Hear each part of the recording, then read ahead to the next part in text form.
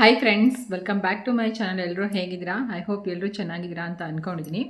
So ನಾನಿವತ್ತು ನನ್ನ ಒಂದು ಸ್ವಂತ ಎಕ್ಸ್ಪೀರಿಯನ್ಸ್ನ ಶೇರ್ ಮಾಡ್ಕೋತಾ ಇದ್ದೀನಿ. ಆನ್ಲೈನ್ ಪ್ರಾಡಕ್ಟ್ ಅಂತ ಹೇಳ್ಕೊಂಡು ಯಾವ ರೀತಿ ನನಗೆ ಮೋಸ ಮಾಡಲಿಕ್ಕೆ ನೋಡಿದ್ರು ಅಂತ ಹೇಳ್ಬಿಟ್ಟು ಅಂತ ಯಾರಿಗಾದರೂ ಒಬ್ರಿಗಾದ್ರೂ ಯೂಸ್ ಆಗ್ಬೋದು.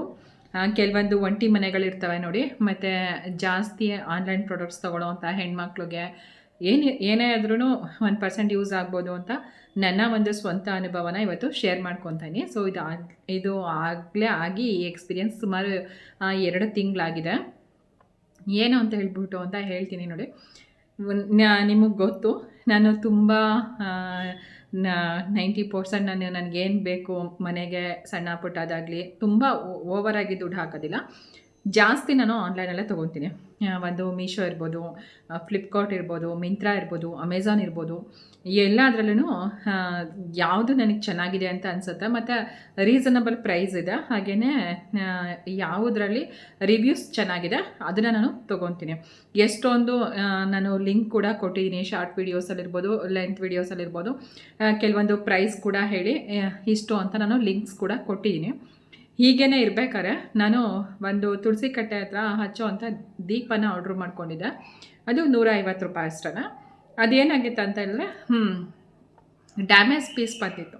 ಕೆಲವೊಂದು ಸಲ ಆ ಥರ ಆಗುತ್ತೆ, ಏನೂ ಮಾಡೋಕ್ಕಾಗಲ್ಲ. ಬಟ್ ರಿಟರ್ನ್ ಮಾಡ್ಕೊಂಡ್ರೆ ಆಯಿತು ಅಂತ ಹೇಳ್ಬಿಟ್ಟು ಅಂದರೆ ನಾನು ಆಲ್ಮೋಸ್ಟ್ ರಿಟರ್ನ್ ಇರೋ ಅಂಥದ್ದನ್ನು ನಾನು ಪರ್ಚೇಸ್ ಮಾಡೋ ಅಂಥದ್ದು. ನಾನು ರಿಟರ್ನ್ಗೆ ಹಾಕಿದೆ. ಅದು ರಿಟರ್ನ್ ಆಗಿ ಒಂದು 2-3 ಡೇಸ್ ಆಗಿತ್ತು ಅಷ್ಟೇ.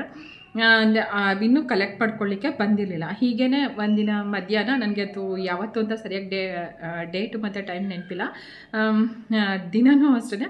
ಬಟ್ 1-2 ತಿಂಗಳಂತೂ ಆಗಿದೆ. ಹೀಗೆ ಒಂದಿನ ಮಧ್ಯಾಹ್ನ ಸುಮಾರು 1 ಗಂಟೆ ಆಗಿತ್ತು. ನಾನು ಹೀಗೆ ನಮ್ಮ ವರ್ಗಿತಿ ಮನೆಯಲ್ಲಿ ಕೂತ್ಕೊಂಡು ಮಾತಾಡ್ತಾ ಇದ್ದೆ. ಸೊ ಇನ್ನೇನು 1 ಗಂಟೆ ಆಯ್ತಲ್ಲ ಅಂತ ಹೇಳ್ಬಿಟ್ಟು ಅಂತ ನಾನು ಮನೆಗೆ ಬಂದೆ. ಆವಾಗ ಬೀದಿಯೆಲ್ಲ ಸೈಲೆಂಟ್ ಆಗಿತ್ತು. ನನಗೆ ಆವಾಗಲೇ ಅಂದ್ಕೊಂಡೆ, ಏನಿವತ್ತು ನಮ್ಮ ಬೀದಿನಲ್ಲಿ ಪೂರ್ತಿ ಎಲ್ಲ ಸೈಲೆಂಟ್ ಆಗಿದೆಯಲ್ಲ ಏರಿಯಾ ಅಂತ ಹೇಳ್ಬಿಟ್ಟು ಅಂತ. ಸರಿ ಅಂದ್ಕೊಂಡು ಮನೆಗೆ ಬಂದೆ. ಆವಾಗ ಒಂದು ಫೋನ್ ಕಾಲ್ ಬಂತು, ಮೇಡಮ್ ರಿಟರ್ನ್ ಇದೆ ಅಂತ ಹೇಳ್ಬಿಟ್ಟು ಅಂತ. ನಾನು ಸರಿ ಆಯಿತು ಬನ್ನಿ ಕೊಡ್ತೀನಿ ಅಂತ ನಾನು ಅಷ್ಟೇ ಹೇಳಿದ್ದು. ಸೊ ಇಬ್ಬರು ಬಂದರು. ಮಾಮೂಲಿ ವೈಟ್ ಕಲರು ಆ್ಯಕ್ಟಿವಾ ಗಾಡಿ, ಅದರಲ್ಲಿ ಇಬ್ಬರು ಬಂದರು. ಅವ್ರ ಹತ್ರ ಯಾವುದೇ ಥರ ಕ್ಯಾರಿಂಗ್ ಬ್ಯಾಗ್ ಇರಲಿಲ್ಲ, ಏನಿರಲಿಲ್ಲ. ಒಬ್ಬ ನಮ್ಮನೆ ಕಾಂಪೌಂಡ್ ಹತ್ರ ನಿಂತಿದ್ದ, ಇನ್ನೊಬ್ಬ ಗೇಟ್ ಮುಂಭಾಗ ಸ್ಕೂಟ್ರ್ ಮೇಲೆ ಸೀಟಲ್ಲಿ ಹೀಗೆ ವರ್ಕೊಂಡಂಗೆ ನಿಂತಿದ್ದ. ಬಂದ ತಕ್ಷಣ ಅವರು ನಿಂತಿದ್ದ ಪೊಸಿಷನ್ ಹೇಳಿದ್ರದು. ಅವರು ಬಂದ ತಕ್ಷಣ ಬಂದರು ಇಬ್ಬರು. ನನಗೆ ಮನಸ್ಸಿಗೆ ಸಡನ್ನಾಗಿ ಅಲ್ಲೇ ಅನ್ನಿಸ್ತು, ಯಾಕೋ ಇವ್ರು ಸರಿ ಇಲ್ಲ ಅಂತ ಹೇಳ್ಬಿಟ್ಟು ಅಂತ. ಪ್ರಾಮಿಸ್ ದೇವರಾಣೆ ನನಗೆ ಹಂಗೆ ಅನಿಸಿದವ್ರನ್ನ ನೋಡಿದ ತಕ್ಷಣ ಯಾಕೋ ಇವ್ರು ಸರಿ ಇಲ್ಲ ಅಂತ ಅನ್ನಿಸ್ತಿದ್ದಿಲ್ಲ ಅಂತಲೇ ನನ್ನ ಮನಸ್ಸಿಗೆ ಅನ್ನಿಸ್ತು. ನಾನು ಗೇಟ್ ಹತ್ರ ನಿಂತಿದ್ದೆ. ಸೊ ಆವಾಗ ಅವರು ಒಬ್ಬ ಹಿಂದೆ ಕೂತಿದ್ನಲ್ಲ, ಅವನು ಫೋನ್ ಕೊಡಿ OTP ಬರುತ್ತೆ ಅಂತ ಕೇಳ್ದ. ನಾನೇ ಹೇಳ್ತೀನಿ OTP ಏನು, ಒಂದು ಇವಾಗೆಲ್ಲ ವಾಟ್ಸಪ್ಪಲ್ಲೂ ಕೂಡ ಬರುತ್ತೆ ಮತ್ತು ಮೇಯ್ನ್ ಮೆಸೇಜಲ್ಲೂ ಕೂಡ ಬರುತ್ತೆ, ಸ್ಕ್ರೀನ್ ಮೇಲೆ ಬಂದುಬಿಡುತ್ತಲ್ವ OTP, ನಾನೇ ಹೇಳ್ತೀನಿ ಅಂತ ಹೇಳಿದೆ. ಆಮೇಲೆ ಸರಿ ಅಂದ್ಬಿಟ್ಟು ನಾನು ಅದು ಮುಂದೆ ಹೇಳಿದೆ ನೋಡಿ, ಒಬ್ಬ ಕಾಂಪೌಂಡ್ ಹತ್ರ ನಿಂತಿದ್ದ, ಒಬ್ಬ ಸ್ಕೂಟ್ರ್ ಹೊರ್ಕೊಂಡು ಬಂದಿದ್ದೆ ನೋಡಿ OTP ಅಂತ ಹೇಳ್ದ. ಅದು OTP ನನ್ನ ಮೊಬೈಲ್ ನಂಬರ್ಗೆ ಬಂದೇ ಇರಲಿಲ್ಲ. OTP ನಾನು ಪಾರ್ಸಲ್ ತಂದು ಕೊಟ್ಟೆ ಅವ್ರಿಗೆ. ಅಂದರೆ ಅವ್ರು ಫೋನ್ ಮಾಡಿದ ತಕ್ಷಣ ನಾನು ಪಾರ್ಸಲ್ ತಂದು ಜಗಲಿ ಮೇಲೆ ಇಟ್ಟಿದ್ದೆ. ಪಾರ್ಸಲ್ ಕೊಟ್ಟೆ. ಹಿಂದೆ ಕೂತಿದ್ದಲ್ಲ ಅವನು ಅದನ್ನು ಓಪನ್ ಮಾಡಿ ನೋಡಿದ್ದ. ಓಡ್ಬಿಟ್ಟು ಅವನು ಸುತ್ತಮುತ್ತ ನೋಡ್ತಾ ಇದ್ದ, ಯಾರಿದ್ದಾರೆ ಏನೋ ಅಂತ ಹೇಳ್ಬಿಟ್ಟು ಅಂತ. ಇವನು ಮಾತ್ರ ಕತ್ಬಾಗಿಸ್ಕೊಂಡು, ಇಲ್ಲ ಬಂದಿದೆ ನೋಡಿ OTP, 1-2 ನಿಮಿಷ ಬರುತ್ತೆ ನೋಡಿ ಅಂತ ಹೇಳ್ಬಿಟ್ಟು ಅಂತ ಹೇಳ್ತಾ. ಇನ್ನೂ ಒಂದ್ಸಲ ಅದೇ ಥರ ಅಂದ, ಇನ್ನೂ ಒಂದ್ಸಲ ಕಳಿಸಿದ್ರಿ ನೋಡಿ ಮೇಡಮ್ OTP ಬಂದಿದೆ ಅಂತ ಹೇಳ್ಬಿಟ್ಟು ಅಂತ. ಸೊ ನಾನು ಅವಾಗ ಚೆಕ್ ಮಾಡಿದೆ, ನನಗೆ OTP ಯಾವುದೂ ಕೂಡ ಬಂದಿರಲಿಲ್ಲ. ಆಮೇಲೆ ಅವನು ನಮ್ಮ ಮನೆ ಅವ್ರದ್ದು ಕಾರ್ ನಿಂತಿತ್ತು ಮುಂದೆ ಕಾಂಪೌಂಡಲ್ಲಿ. ಅದು ಕಾರು ಸ್ಪೇಸ್ ಸ್ವಲ್ಪ ಚಿಕ್ತಿರೋದ್ರಿಂದ ದೊಡ್ಡದಾಗಿ ಕಾಣಿಸುತ್ತೆ. ಆ ಕಡೆ ಸೈಡಿಂದ ಯಾರಾದ್ರು ಬಂದರೆ ಗೊತ್ತಾಗೋದಿಲ್ಲ. ಆವಾಗ ಹೇಗೆ ಅಂತಂದರೆ ಅವನು ಆ ಕಾರ್ನಿಂದ ಬಗ್ಗಿ ಆ ಕಡೆ ಯಾರಾದ್ರು ಬರ್ತಿದಾರ ಅಂತ ನೋಡ್ದೆ. ಸೊ ನಾನು ಅದನ್ನು ಅಬ್ಸರ್ವ್ ಮಾಡಿದ ತಕ್ಷಣ ನಾನು ಏನು ಮಾಡಿದೆ ಅಂತಂದರೆ, ನಾನು ಸಡನ್ನಾಗಿ ಬಂದು ಬಾಗಿಲು ಹಾಕ್ಬಿಟ್ಟು, ನಮ್ಮದು ಫ್ರಂಟ್ ಡೋರ್ ಪಕ್ಕ ಕಿಟಕಿ ಇದೆ, ನಾನು ಅಂತಂದೆ ತೊಗೊಂಡೋಗೋ, ನಾನು ಏನಾದರೂ OTP ಬಂದರೆ ಆ ಪಾರ್ಸಲ್ನ ತೊಗೊಂಡೋಗಿ ಏನಾದರೂ OTP ಬಂದರೆ ನಾನು ನಿಮಗೆ ಫೋನ್ ಮಾಡಿ ಹೇಳ್ತೀನಿ ಅಂತಂದೆ. ಅವರು ಇಲ್ಲ ಬನ್ನಿ ಮೇಡಮ್ ನಿಂತ್ಕೊಳ್ಳಿ 2 ನಿಮಿಷ ಬರುತ್ತೆ OTP ಅಂತಂದ್ರೆ ನಾನು ಮತ್ತೆ ಅವ್ರ ಹತ್ರ ಬಂದು ನಿಂತ್ಕೊಂಡು ಮಾತಾಡೋ ಪೇಷನ್ಸು ನಾನು ತೋರಿಸ್ಲಿಲ್ಲ. ಸೊ ಏನಂತ ಹೇಳಿದ್ರೆ, ಅವ್ರು ಸರಿ ಇಲ್ಲ ಅಂತ ನನಗೆ ಯಾಕೆ ಅನ್ನಿಸ್ತು ಅಂತ ಹೇಳಿದ್ರೆ, ಅವರು ಹೋದ್ಮೇಲೆ ಅವರು ಆ ಪಾರ್ಸಲ್ನ ಹಂಗೆಲ್ಲ ತೊಗೊಂಡೋಗೋಕ್ಕಾಗಲ್ಲ OTP ಬರ್ದಾನೆ ಅಂತ ಹೇಳ್ಬಿಟ್ಟು ಅಂತ ಅಲ್ಲೇ ಬಿಟ್ಬಿಟ್ಟವರು ಅವ್ರು ಪಾರ್ಸಲ್ ತೊಗೊಂಡೋಗ್ಲಿಲ್ಲ. ಮತ್ತು ನನಗೆ ಯಾವುದೇ ಥರ OTP ಕೂಡ ಬರಲಿಲ್ಲ. ಅವರು ಒಂದು ಕ್ಯಾರಿ ಬ್ಯಾಗ್ ಕೂಡ ತಂದಿರಲಿಲ್ಲ. ಏನೋ ಜಸ್ಟ್ ಬರೋ ಅಂಥ ಕ್ಯಾಶುವಲಾಗಿ ಬರೋವಂಥ ಫ್ರೆಂಡ್ಸ್ ರೀತಿ ಬಂದಿದ್ದರು. ಮತ್ತು ಯಾವಾಗಲೂ ಅಷ್ಟೇ ಎಲ್ಲೋ ರೇರು ಇಬ್ಬರು ಬಂದು ಈ ಥರ ಆನ್ಲೈನ್ ಪಾರ್ಸಲ್ಸ್ ಡೆಲಿವರಿ ಮಾಡೋವಂಥದ್ದು. ಯಾವಾಗ್ಲೂ ರಿಟರ್ನ್ಗಿರಲಿ ಅಥವಾ ಕೊಡೋದಕ್ಕಿರಲಿ ಒಬ್ಬರೇ ಬರ್ತಾರೆ. ಅದರಲ್ಲೂ ಅವ್ರದ್ದು ಲಗೇಜ್ ಬ್ಯಾಗ್ ಇರುತ್ತೆ. ಸೊ ಇದೆಲ್ಲದರಿಂದ ಅವರು ಸರಿ ಇಲ್ಲ ಅಂತ ಅನ್ನಿಸ್ತು ನನಗೆ. ಅವತ್ತು ಸಂಜೆವರೆಗೂ ಕೂಡ ಯಾವುದೇ ಥರ OTP ಬರಲಿಲ್ಲ. ಕಾಲ್ ಕೂಡ ಬರಲಿಲ್ಲ. ನೀವು ಯಾಕೆ ರಿಟರ್ನ್ ಮಾಡಿಲ್ಲ ಅಂತ ಕೂಡ ಬರಲಿಲ್ಲ ಕಾಲ್ ಕೂಡ. ಅದಾಗಿದ್ದು ಒಂದು ಯಾಕಂದರೆ ಅವರು ರಿಟರ್ನ್ ತೊಗೊಳೋದಕ್ಕೂ ಕೂಡ 4 ದಿನ 5 ದಿನ ಟೈಮ್ ಇರುತ್ತೆ ಅವ್ರಿಗೆ. ಅದಾಗಿದ್ದು ನೆಕ್ಸ್ಟ್ ಡೇ ಎಲ್ಲ ಸಂಜೆಗೆ, ಅಂದರೆ ಒಂದು 2 ಡೇಸ್ ಅಂತ ಅಂದ್ಕೊಳ್ಳಿ. ಆಮೇಲೆ ಬೇರೆ ಹುಡುಗ ಬಂದು ಪ್ರಾಡಕ್ಟ್ನ ರಿಟರ್ನ್ ಮಾಡಿಕೊಂಡು ಅಂದರೆ ತೊಗೊಂಡು ತಕ್ಷಣವೇ OTP ಕೂಡ ಬಂತು, ಅವ್ರು ತೊಗೊಂಡು ಹೋದರು. ಸೊ ಇದು ನನಗಾಗಿದ್ದಂಥ ಎಕ್ಸ್ಪೀರಿಯನ್ಸು. ಸೊ ಅವರು ಏನಂತ ಹೇಳಿದ್ರೆ ಏನಿಲ್ಲ, ಇವತ್ತಿನ ಕಾಲದಲ್ಲಿ ಕತ್ತಲಿರೋದು ಒಂದು ಚೈನ್ ಸಿಕ್ಕಿದ್ರೆ ಸಾಕು, ಚಿನ್ನ ಅಂತೂ ಸಿಕ್ಕಾಬಟ್ಟೆ ಕಾಸ್ಟ್ಲಿ ಆಗಿದೆ. ಅವರ ಒಂದು ಮೇನ್ ಇಂಟೆನ್ಷನ್ ಏನಿತ್ತೋ ನನಗಂತೂ ಗೊತ್ತಿಲ್ಲ. ಬಟ್ ನೀವಂತೂ, ನಾನು ಈ ವಿಡಿಯೋ ಎಸ್ಪೆಷಲಿ ಹೆಣ್ಮಕ್ಳಿಗೆ ಹೇಳ್ತಿರೋದು, ನೀವಂತೂ ಹುಷಾರಾಗಿರಿ. ಯಾಕಂದರೆ ಎಲ್ಲ ಟೈಮು ಒಂದೇ ಥರ ಇರೋಲ್ಲ. ಬಹುಶಃ ನನ್ನಲ್ಲಿ ಅವ್ರ ಮುಂದೆ ಏನಾದ್ರು ನಾನು ಇನ್ನೂ ಒಂದು 3-4 ನಿಮಿಷಗಳು ನಿಂತ್ಕೊಂಡಿದ್ದಿದ್ರೆ ಅಲ್ಲಿ ಏನಾಗ್ತಿತ್ತೋ ಏನೋ ಗೊತ್ತಿಲ್ಲ ಮಾತ್ರ. ಯಾಕಂದರೆ ಅವರು ಒಂದು ಚೈನ್ ಫೋರ್ಸಾಗಿ ಕೀಳೋ ಅಂಥ ಟೈಮಲ್ಲಿ ಅವ್ರಿಗೆ ನೋವಾಗುತ್ತಾ ಏನೂ ನೋಡೋದಿಲ್ಲ. ಯಾಕಂದರೆ ಮತ್ತು ಎಲ್ಲ ಅವರು ಸೈಲೆಂಟ್ ಏರಿಯಾಗಳನ್ನೂ ಅಷ್ಟೇ ತಿಳ್ಕೊಂಡು ಬರ್ತಾರೆ. ಯಾವಾಗಲೂ ನಮ್ಮದು ಹಳ್ಳಿ ಇರೋದ್ರಿಂದ ಗಿಜಿ ಅಂತ ಇರುತ್ತೆ. ಅವತ್ತು ಏನೋ ಕಂಟಕ ಇರುತ್ತೆ ಅಂತ ಹೇಳ್ತಾರೆ ನೋಡಿ, ಆ ಥರ ಆಗ್ಬಿಟ್ಟು ಅವತ್ತು ಯಾರೂ ಕೂಡ ಅಷ್ಟಿಲ್ಲ. ಯಾಕಂದರೆ ನಮ್ಮದು ಅಕ್ಕಪಕ್ಕ ಎಲ್ಲ ಮನೆಗಳಲ್ಲೆಲ್ಲ ಮುಂದೆ ಎಲ್ಲ ಹೆಂಗಸ್ರುಗಳು ವಯಸ್ಸಾದವರೆಲ್ಲ ಕುತ್ಕೊಂಡು ಮಾತಾಡ್ತಾ ಇರ್ತಾರೆ. ಯಾವಾಗಲೂ ಅಷ್ಟು ಸೈಲೆಂಟ್ ಇರೋದಿಲ್ಲ. ಮತ್ತು ರಜಾ ಇದ್ದಾಗೆಲ್ಲ ಮಕ್ಳು ಕಿರ್ಚೋದು ಅರ್ಚೋದು ಎಲ್ಲ ಕೇಳಿಸ್ತಾ ಇರುತ್ತೆ. ಏನೋ ಅವತ್ತು ತುಂಬ ಸೈಲೆಂಟಾಗಿತ್ತು, ಏನೋ ನನ್ನ ಗ್ರಹಚಾರನೂ ಕೆಟ್ಟಿತ್ತು ಅಂತ ಅನಿಸುತ್ತೆ. ಬಟ್ ದೇವ್ರ ದೊಡ್ಡೋನು ಏನೂ ಆಗಲಿಲ್ಲ.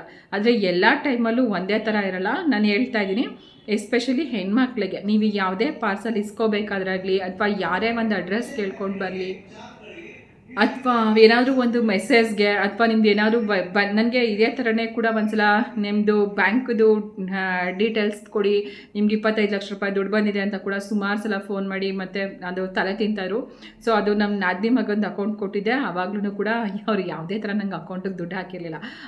ಆ ಟೈಮಲ್ಲಿ ನನ್ನ ಅಕೌಂಟಲ್ಲಿ ಅಂದರೆ ಸ್ವಲ್ಪ ಅಂದರೆ ಸ್ವಲ್ಪ ಅಂತಂದರೆ ಬೇರೆದು ಸಾಲ ದುಡ್ಡಿತ್ತು, ನನ್ನ ಹಸ್ಬೆಂಡ್ ಕಡೆಯಿಂದ ಟ್ರಾನ್ಸ್ಫರ್ ಆಗಿದ್ದು. ಬಟ್ ಏನಾದ್ರು ಕೊಟ್ಟಿದ್ರೆ ಅವತ್ತು ಏನಾಗ್ತಿತ್ತೋ ಏನೋ ಗೊತ್ತಿಲ್ಲ. ಯಾಕಂದರೆ ಅದು ಸಾಲ ದುಡ್ಡಾಗಿರಲಿ ಏನೇ ಆಗಿರಲಿ, ಅದು ಮಿಸ್ಯೂಸ್ ಆದಾಗ ನಾವು ಅವ್ರಿಗೆ ಮತ್ತೆ ಅದೇ ಥರ ಹೇಳೋಕ್ಕಾಗಲ್ಲ, ನಾವು ಕಟ್ಕೊಡ್ಬೇಕಾಗತ್ತೆ. ಆ ರೀತಿ ನನಗೂ 2-3 ಸಲ ಈ ಥರ ಎಲ್ಲ ಎಕ್ಸ್ಪೀರಿಯನ್ಸ್ ಆಗಿದೆ.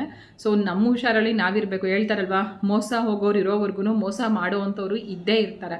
ಈ ರೀತಿ ನಾನು ಅವಾಗಿನಿಂದ ಏನು ಮಾಡ್ತೀನಿ ಅಂತ ಹೇಳಿದ್ರೆ, ನನಗೆ ಏನು ಹೇಳಿದ್ರು ಜಾಸ್ತಿ ಕ್ಯಾಶ್ ಆನ್ ಡೆಲಿವರಿ ಫಸ್ಟು ಮಾಡ್ತಾಯಿದ್ದೆ, ಜಾಸ್ತಿ ಕ್ಯಾಶ್ ಆನ್ ಡೆಲಿವರಿ ಮಾಡ್ತಾಯಿದ್ದೆ, ನೋಡೋಣ ಅಂತ ಹೇಳ್ಬಿಟ್ಟು ಅಂತ. ಬಟ್ ಇವಾಗ ಮುಂಚೆನೇ ಪ್ರೀಪೇಯ್ಡ್ ಆನ್ಲೈನ್ ಪೇಮೆಂಟ್ ಮಾಡಿಬಿಡ್ತೀನಿ, ಅದು ಬೆಸ್ಟು. ಯಾಕಂದರೆ ಅದು ಏನಾದ್ರು ಪ್ರಾಡಕ್ಟ್ ಕ್ಯಾನ್ಸಲ್ ಆದರೂ ಕೂಡ ನಮಗೆ ಅಮೌಂಟ್ ರಿಟರ್ನ್ ಆಗುತ್ತೆ. ಅಥವಾ ನಾವೇನಾದ್ರು ಪ್ರಾಡಕ್ಟ್ ರಿಟರ್ನ್ ಮಾಡಿದ್ರು ಕೂಡ ನಮಗೆ ಅಮೌಂಟ್ ರಿಟರ್ನ್ ಆಗುತ್ತೆ ಬ್ಯಾಂಕ್ ಅಕೌಂಟ್ಗೆ. ಅದರಲ್ಲಿ ಏನೂ ಮೋಸ ಆಗೋಲ್ಲ. ನನಗೆ ಕಂಪ್ನಿ ಕಡೆಯಿಂದಂತೂ ಮೋಸ ಆಗಿಲ್ಲ ಮಾತ್ರ. ಅದೆಲ್ಲ ಸುಮ್ಮನೆ ಹೇಳಬಾರ್ದು. ಯಾವುದೇ ಒಂದು ಪ್ರಾಡಕ್ಟ್ ರಿಟರ್ನ್ ಆಗಿಲ್ಲ ಅಥವಾ ನಮಗೆ ದುಡ್ಡು ಬಂದಿಲ್ಲ. ಕೆಲವೊಂದು ಸಲ ಡೆಲಿವರಿ ಲೇಟ್ ಆಗಿದೆ, ಅದು ಒಪ್ಕೊತೀನಿ. ಬಟ್ ಒಂದು ಈ ಥರ ಎಲ್ಲ ನನಗೆ ಮೋಸ ಅಂತೂ ಆಗಿಲ್ಲ. ಬಟ್ ಇದೊಂದು ನಾನು ಎಷ್ಟು ಸುಮಾರು ಇಲ್ಲ ಅಂದ್ರೂ ನಾನು ಒಂದು 5-6 ವರ್ಷಗಳಿಂದನೂ ತೊಗೊತಾ ಇದ್ದೀನಿ ಆನ್ಲೈನಲ್ಲಿ. ಮತ್ತು ನಮ್ಮದು ಫಸ್ಟು ಏನಂತ ಹೇಳಿದ್ರೆ, ಇದು ಹಳ್ಳಿ ಇರೋದ್ರಿಂದ ನಮಗೆ ಡೆಲಿವರಿ ಇರಲಿಲ್ಲ ಇಲ್ಲಿಗೆ. ಮೈಸೂರು JP ನಗರಕ್ಕೆ ಲಾಸ್ಟ್ ಮಾಡಿಬಿಡ್ತಾಯಿದ್ರು.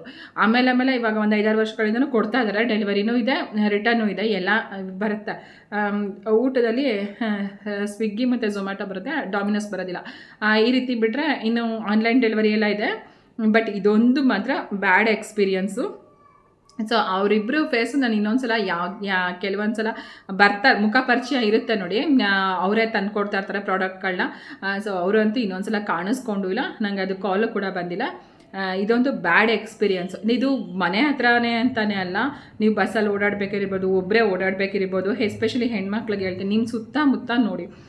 ಕೆಲವೊಂದು ಸಲ ನಾವು ಹೀಗೆ ನೋಡಿರ್ತೀವಿ ಫೋನಲ್ಲಿ, ಯಾರೋ ಪ್ರಸಾದ ಕೊಟ್ಟರು ಅಂತ ಹೇಳ್ಬಿಟ್ಟು ಅಂತ ತಿಂದಾಗ ನಮ್ಮನ್ನೇ ಇದು ನಾನು ನೋಡಿರೋ ಅಂಥದ್ದು. ತಲೆ ಸುತ್ತು ಬಿದೋಗೋವಂಥದ್ದು, ಅವಳು CCTV ಕ್ಯಾಮ್ರಾದಲ್ಲಿ ತಲೆ ಸುತ್ತಿ ಬಿದೋಗೋವಂಥದ್ದು. ಆಮೇಲೆ ಅವರೇ ಏನೋ ಕಾರಲ್ಲಿ ರೆಡಿ ಇರುತ್ತೆ ಒಂದು ಕಾರು, ಕರ್ಕೋಗಿ ಹಾಸ್ಪಿಟ್ಲಿಗೆ ಕರ್ಕೋಗೋ ಥರ ನಾಟಕ ಮಾಡೋದು, ಒಡವೆ ಎಲ್ಲ ಬಿಚ್ಚಿಸ್ಕೊಂಡು ಮತ್ತೆ ಅವಳನ್ನ ತಂದು ಅಲ್ಲೇ ಕೂರಿಸೋವಂಥದ್ದು. ಈ ರೀತಿ ಇದೆಲ್ಲ ಪೊಲೀಸ್ ಕೇಸಸ್ ಆಗ್ಬೋದು. ಆದರೆ 100% ನಿಮ್ಮದು ಒಡವೆ ಆಗಲಿ, ವಸ್ತು, ದುಡ್ಡು ಇದೆಲ್ಲ ಸಿಗುತ್ತೆ ಅಂತ ನಾವು ಹೇಳೋಕ್ಕಾಗಲ್ಲ. ಯಾಕಂದರೆ ಅವ್ರಿಗೂ ಈ ಥರ ಕೇಸಸ್ ಎಲ್ಲ ಎಷ್ಟೊಂದು ಇರುತ್ತಲ್ವಾ. ಮತ್ತು ಅದೆಲ್ಲ ಚಿನ್ನ ಎಲ್ಲ ಒಬ್ರಿಗೆ ಕೈಯಿಂದ ಒಬ್ಬರಿಗೆ ಕ್ಯಾರಿ ಆಗಿಬಿಟ್ಟಿರುತ್ತೆ, ಅದೆಲ್ಲ ಸಿಗುತ್ತೆ ಅಂತ ಹೇಳೋಕ್ಕಾಗಲ್ಲ. ಸೊ ಬೆಸ್ಟ್ ಅಂತ ಹೇಳಿದ್ರೆ, ನೀವು ಒಬ್ಬರೇ ಹೋಗ್ತಿದ್ದೀರಾ ಅಂತಂದರೆ ದಯವಿಟ್ಟು ಚಿನ್ನದೆಲ್ಲ ಜಾಸ್ತಿ ಹಾಕೊಳ್ಳಿಕ್ಕೆ ಹೋಗಬೇಡಿ. ಸರ ಇರ್ಬೋದು, ಅಥವಾ ಓಲೆಗಳಿರ್ಬೋದು, ಬಳೆ ಇರ್ಬೋದು. ನೀವು ಒಬ್ಬರೇ ಏನೋ ಒಂದು ಫಂಕ್ಷನ್ ಅಟೆಂಡ್ ಮಾಡಬೇಕು, ಅಟೆಂಡ್ ಮಾಡಿಬಿಟ್ಟು ಬನ್ನಿ. ನೀವು ಚಿನ್ನನೇ ಹಾಕೊಂಡು ಹೋಗಬೇಕು ಅಂತ ಏನೂ ಇಲ್ಲ ಅಲ್ವಾ. ಇವಾಗ ಚಿನ್ನ ಥರನೇ ಸಿಲ್ವರ್ ಆಗಲಿ, ಈ ಥರ ರೋಲ್ ಗೋಲ್ಡ್ ಎಲ್ಲ ಸಿಗುತ್ತೆ. ಹೇಳ್ಬೇಕಂತ ಹೇಳಿದ್ರೆ, ಇಲ್ಲ ನಮ್ಮ ಪಕ್ಕದ ಮನೆಯವ್ರದ್ದೇ, ಅಂದರೆ ಒಂದು 2 ಮನೆ ಬಿಟ್ಟು ನಮ್ಮ ಬೀದಿಯವ್ರದ್ದೇ, ಕ್ಯೂನಲ್ಲಿ ನಿಂತಿರ್ಬೇಕಾದ್ರೆ, ಆದರೆ ಅವಳದ್ದು ರೋಲ್ಡ್ ಗೋಲ್ಡ್ ಸರನೇ, ಬಟ್ ಚಿನ್ನದ ಸರ ಅಂತ ಹೇಳ್ಬಿಟ್ಟು ಅಂತ ಕಿತ್ಕೊಂಡು ಹೋಗಿದ್ದಾರೆ. 400 ರೂಪೀಸ್ದು ರೋಲ್ಡ್ ಗೋಲ್ಡ್ ಸರನೇ ಕಿತ್ಕೊಂಡು ಹೋಗಿದ್ದಾರೆ. ಆ ರೀತಿಯಾಗಿದೆ. ಮತ್ತು ಬಸ್ಸಲ್ಲೂ ಕೂಡ ಒಬ್ರು ಕಟ್ ಮಾಡ್ಕೊಬಿಟ್ಟು ಅದನ್ನು ನೋಡಿರೋರು, ಹೇಳಿದ್ರು ಅವರು ಕೊಡದೇ ಇರೋವಂಥದ್ದು, ದೊಡ್ಡ ಗಲಾಟೆ ಆಗಿರೋ ಈ ಥರದ್ದೆಲ್ಲ ನಾವು ನೋಡಿರ್ತೀವಿ. ಸೊ ನಿಮ್ಮ ಸೇಫಲ್ಲಿ ನೀವಿರಿ. ಏನಾದ್ರು ಫ್ಯಾಮಿಲಿ ಜೊತೆ ಹೋಗ್ತೀನಿ ಅಂತಂದರೆ, ನಿಮ್ಗೆ ಸಪೋರ್ಟ್ ಇದೆ ಅಂತ ಹೇಳಿದ್ರೆ, ಒಬ್ಬರು ಸೆಕ್ಯೂರ್ ಇದ್ದಾರೆ ಅಂತ ಹೇಳಿದ್ರೆ ನೀವು ಚಿನ್ನನ ವೇರ್ ಮಾಡಿ. ಇಲ್ಲಾಂದರೆ ಚಿನ್ನ ವೇರ್ ಮಾಡೋಕ್ಕೆ ಹೋಗ್ಬಿಡಿ. ಯಾಕಂದರೆ ಚಿನ್ನದಿಂದ ಹೋಗಿ ಬರೀ ಚಿನ್ನ ಹೋದರೆ ಏನೋ 4 ದಿನ ಹತ್ಕೊಂಡು ಮಾಡ್ಕೊಂಡು ಸಮಾಧಾನ ಮಾಡ್ಕೋಬೋದು, ಬಟ್ ಪ್ರಾಣನೇ ಹೋದರೆ ಭಾಳ ಕಷ್ಟ. ಯಾಕಂದರೆ ಅವರು ನನ್ನ ಫ್ರೆಂಡ್ ಅವಳು ನಾದ್ನಿಗೆ ಆಗಿರೋವಂಥದ್ದು ಇದೇ ರೀತಿ ಮನೆ ಹತ್ರ ಎಕ್ಸ್ಪೀರಿಯನ್ಸು. ಏನೋ ಅಡ್ರೆಸ್ ಕೇಳ್ಕೊಂಡು ಬಂದು ಇಬ್ಬರು ಅವಳು ಕತ್ತಲಿ ಸರನೂ ಕಿತ್ತಿದ್ದಾರೆ. ಆಮೇಲೆ ಬಳೆ ಇರುತ್ತೆ ನೋಡಿ, ಬಳೆ ಈ ಥರ ಈ ರೀತಿ ಮುಂದೆ ಒಂದು ಹಿಂದೆ ಒಂದು ಹಾಕಿರ್ತಾರಲ್ಲ ಬಳೆ, ಅದು ಮುಂದ್ಗಡೆದು ಪೂರ್ತಿ ಬಂದ್ಬಿಟ್ಟಿದೆ, ಹಿಂದ್ಗಡೆದು ಬಂದಿಲ್ಲ. ಅದು ಅಮಕ್ದಂಗೆ ಆಗ್ಬಿಟ್ಟು ಬಳೆಗಾಜೆಲ್ಲ ಒಡೆದೋಗಿದೆ. ಮತ್ತು ಜಾಡಿಸಿ ತಳ್ಳಿಬಿಟ್ಟಿದ್ದಾರೆ ಗೇಟಿಂದ ಕಾಂಪೌಂಡ್ ಹತ್ರ ಆ ಕಡೆ ತಳ್ಳಿಬಿಟ್ಟಿದ್ದಾರೆ. ಅವ್ಳಿಗೆ ತಲೆ ಕೂಡ ಏಟಾಗಿದೆ. ಈ ರೀತಿ ಆಗಿರೋವಂಥ ಇದು ಸ್ವಂತ ಓನ್ ಎಕ್ಸ್ಪೀರಿಯನ್ಸ್ ಆಗಿರೋವಂಥದ್ದು ನನ್ನ ಫ್ರೆಂಡ್ ಹೇಳ್ತಾ ಇದ್ಲು. ನಮ್ಮ ನಾದ್ನಿಗೇನೆ ಈ ರೀತಿ ಆಗಿತ್ತು ಅಂತ ಹೇಳ್ಬಿಟ್ಟು ಅಂತ. ಈ ರೀತಿ ಎಷ್ಟೊಂದು ಆಗಿರುತ್ತೆ. ಸೊ ಚಿನ್ನ ಅಂತ ಹೇಳ್ಬಿಟ್ಟು ಅಂತ ನಿಮ್ಮ ಜೀವಕ್ಕೆ ಕಂಟಕ ಮಾಡ್ಕೊಳ್ಳೋವಂಥದ್ದನ್ನು ಮಾಡಬೇಡಿ. ಯಾಕಂದರೆ ಅವರು ಜಾಡಿಸಿ ಎಲ್ಲ ತಳ್ಳಿದಾಗ ಅದು ತಲೆಗೆ ಹೊಡಿಯುತ್ತೋ ಏನಾಗುತ್ತೋ ಏನೋ ಅಂತ ಅಂದ್ಬಿಟ್ಟು ಅಂತ ಗೊತ್ತಿರಲ್ಲ. ಚಿನ್ನಕ್ಕೆ ಹೆಣ್ಮಕ್ಳಿಗೆ ಆಸೆ ಇರುತ್ತೆ ನಿಜ, ಚಿನ್ನ ನಮ್ಮ ಕಷ್ಟ ಸುಖಕ್ಕಾಗುತ್ತೆ ನಿಜ, ಹಾಗನ್ಬಿಟ್ಟು ಶೋ ಆಫ್ ಮಾಡೋವಂಥದ್ದು, ನಮ್ಮ ಹತ್ರ ಇಷ್ಟಿದೆ ಚಿನ್ನ ಅಷ್ಟಿದೆ ಅಂತ ಹೇಳ್ಬಿಟ್ಟು ಅಂತ ಬೇರೆಯವ್ರ ಹತ್ರ ತೋರಿಸ್ಕೊಳ್ಳೋವಂಥದ್ದು, ಈ ಥರ ಎಲ್ಲ ಏನೋ ಮಾಡೋಕ್ಕೆ ಹೋಗ್ಬಿಡಿ. ಯಾಕಂದರೆ 1 ಗ್ರಾಮ್ ಇರಲಿ 10 ಗ್ರಾಮ್ ಇರಲಿ, ಏನಿದ್ರು ಚಿನ್ನ ಏನಂತಂದರೆ ಮೇಯ್ನು ಕಷ್ಟ ಸುಖಕ್ಕಷ್ಟೇ. ನಾವು ಇನ್ನೊಬ್ಬರ ಹತ್ರ ಏನಾದ್ರು ಒಂದು ಕಷ್ಟ ಅಂತಂದಾಗ ದುಡ್ಡು ಕೇಳಿದ್ರೆ, ಅಥವಾ ಏನಾದ್ರು ಒಂದು ಹಾಸ್ಪಿಟಲೈಸ್ ಅಂತ ಬಂದಾಗ ಇನ್ನೊಬ್ಬರನ್ನ ಕೇಳೋದಕ್ಕಿಂತ ಜಸ್ಟ್ ನಮ್ಮ ಹತ್ರ ಒಂದಿಷ್ಟು ಚಿನ್ನ ಇದೆ ಅಂತ ಅಂದಾಗ ಒಂದು ಅರ್ಧ ಗಂಟೆನಲ್ಲಿ ದುಡ್ಡು ತರ್ಬೋದು ಅನ್ನೋದಕ್ಕೋಸ್ಕರನೇ ಮೇಯ್ನ್ ಬೇಕಾಗಿರೋವಂಥದ್ದು. ಚಿನ್ನ ಶೋ ಆಫ್ ಮಾಡಲಿಕ್ಕಲ್ಲ. ನೀವು ರಶಲ್ಲಿರ್ಬೇಕಾರಲ್ಲ, ನೀವು ಕತ್ತಲಿರೋ ಸರ ಆಗಲಿ ಅಥವಾ ಏನಾದರೂ ವೇರ್ ಮಾಡಿದರೆ ಸ್ವಲ್ಪ ಹುಷಾರಾಗಿ ನೋಡ್ಕೊಳ್ಳಿ. ಮತ್ತು ಚಿಕ್ಕ ಮಕ್ಳಿಗೆಲ್ಲ ಹಾಕ್ಲಿಕ್ಕೆ ಹೋಗ್ಬೇಡಿ. ಚಿನ್ನನೇ ಆಗಲಿ ಏನೇ ಆಗಲಿ, ಏನೇ ಫಂಕ್ಷನಲ್ಲಿರಲಿ ಏನೇ ಆಗಲಿ, ಚಿಕ್ಕ ಮಕ್ಳಿಗೆಲ್ಲ ಹಾಕೋದಕ್ಕೆ ಹೋಗಬೇಡಿ. ಮತ್ತು ಮೇಲೆಲ್ಲ ಬಿಟ್ಕೊಳ್ಳೋ ಅಂಥದ್ದು ಆ ಥರ ಎಲ್ಲ ಏನೂ ಮಾಡೋಕ್ಕೆ ಹೋಗ್ಬಿಡಿ. ಸೊ ಇದು ನನ್ನ ಒಂದು ಸ್ವಂತ ಎಕ್ಸ್ಪೀರಿಯನ್ಸು. ಅವತ್ತು ಆ ರೀತಿ ಆಗಿತ್ತು. ಬಟ್ ಅವತ್ತಿಂದ ಇವತ್ತುವರೆಗೂ ಏನೂ ಆಗಿಲ್ಲ. ಬೇರೆ ಯಾರೂ ಕೂಡ ಆ ಥರ ಕೊರಿಯರ್ ಬಾಯ್ಸ್ ಆಗಲಿ ಏನಾಗಲಿ ಯಾರೂ ಕೂಡ ಮಿಸ್ಬಿಹೇವ್ ಕೂಡ ಮಾಡಿಲ್ಲ. ಈ ಥರ ಎಲ್ಲ ಏನೂ ಆಗಿಲ್ಲ. ಇದೊಂದು ಬ್ಯಾಡ್ ಎಕ್ಸ್ಪೀರಿಯನ್ಸ್ ನನಗೆ. ನನ್ನ ತಂಗಿನೂ ಹೇಳ್ತಾ ಇದ್ಲು, ಅವರು ಏನೋ ಈ ಥರ ಏನೋ ಸರ ಕಿತ್ಕೊಳ್ಳೋಕ್ಕೋ ಏನಕ್ಕೋ ಬಂದಿರ್ತಾರೆ, ನೀನು ಆ ಥರ ಚಿನ್ನ ಬಿಟ್ಬಿಟ್ಟು ನೀನು ಆ ಥರ ಒಂದು ದೀಪ ತೊಗೊಂಡೋಗಿ ಅಂದರೆ ಅವರೆಲ್ಲ ತೊಗೊಂಡೋಗ್ತಾರೆ ಬಿಡು ಅಂತ ಹೇಳ್ಬಿಟ್ಟು ಅಂತ. ಆ ರೀತಿ ಅವ್ರು ನಿಜವಾದ ಆ ರೀತಿಯವರೇ ಆಗಿದ್ದಿದ್ರೆ, ಕೊರಿಯರ್ ಬಾಯ್ಸ್ ಆಗಿರೆ, ಅವರು ದೀಪ ತೊಗೊಂಡೋಗ್ಬೇಕಿತ್ತು. ಅಥವಾ ಮತ್ತೆ ಫೋನ್ ಮಾಡಬೇಕಿತ್ತು, ನೀವು ರಿಟರ್ನ್ ಯಾಕೆ ಕೊಟ್ಟಿಲ್ಲ ಅಂದ್ಬಿಟ್ಟು ಅಂತ. ಅಥವಾ OTP ಕೇಳಬೇಕಿತ್ತು, ಅಥವಾ ಕ್ಯಾರಿಯರ್ ಬ್ಯಾಗ್ಸ್ ತರಬೇಕಿತ್ತು. ಮತ್ತು ಯಾರೂ ಕೂಡ ಫೋನ್ ಕೇಳಲ್ಲ, OTP ಬಂತ ನೋಡಿ. ಯಾಕಂದರೆ ಏನೇ ಕಳಿಸಿದ್ರು OTP ಜಸ್ಟ್ 1 ನಿಮಿಷ ಕೂಡ ಟೈಮ್ ತಗೊಳ್ಳಲ್ಲ, ಒಂದು 10 ಸೆಕೆಂಡಲ್ಲೇ OTP ಪಾಸ್ ಆಗಿರುತ್ತೆ. ಸೊ ಇದೆಲ್ಲದ್ರದ್ದು ಲೆಕ್ಕ ಹಾಕಿದ್ರೆ ಸೊ ಅವ್ರು ಯಾವುದೇ ಕಾರಣಕ್ಕೂ ಕೊರಿಯರ್ ಬಾಯ್ಸ್ ಅಲ್ಲ.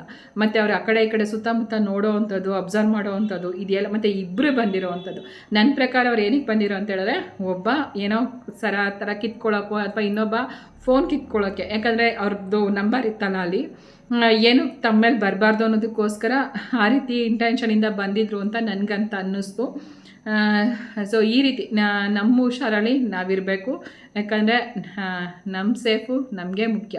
ನಾವೇ ಇದು ಮಾಡಿಕೊಂಡು ಆಮೇಲೆ ಹೆಂಗೆ ಅಂತಂದರೆ ಕೆಲವೊಂದು ಸಲ ವಾತಾವರಣಗಳು ಏನಾದ್ರು ಆದಾಗ ಅಯ್ಯೋ ಅನ್ನೋರಿಗಿಂತ ಆಡ್ಕೊಂಡು ನಗೋರೇ ಜಾಸ್ತಿ ಇರ್ತಾರೆ, ಮತ್ತು ಅಯ್ಯೋ ಅವಳಿಗೆ ಆಗಬೇಕಾದ್ದೆ ತಗೋ ಅಂತನೋರು ಜಾಸ್ತಿ ಇರ್ತಾರೆ. ಏನೋ ಹೇಳ್ತಾರಲ್ಲ, ತುಂಬ ಮೇಲೆ ಎಷ್ಟೇ ಚೆನ್ನಾಗಿ ಮಾತಾಡಿದ್ರು ಮನಸ್ಸಲ್ಲಿ ಒಂದು ರೀತಿ ಮಸ್ಲತ್ತು ಮಸಿದಾನೆ ಇರ್ತಾರೆ ಅಂತ ಹೇಳ್ಬಿಟ್ಟು ಅಂತ, ಆ ರೀತಿ ಅಂತೂ ಇದ್ದೇ ಇರುತ್ತೆ. ಸೊ ಆದಷ್ಟು ಸೇಫಾಗಿರಿ, ಇದು ನನ್ನ ಒಂದು ಎಕ್ಸ್ಪೀರಿಯನ್ಸು.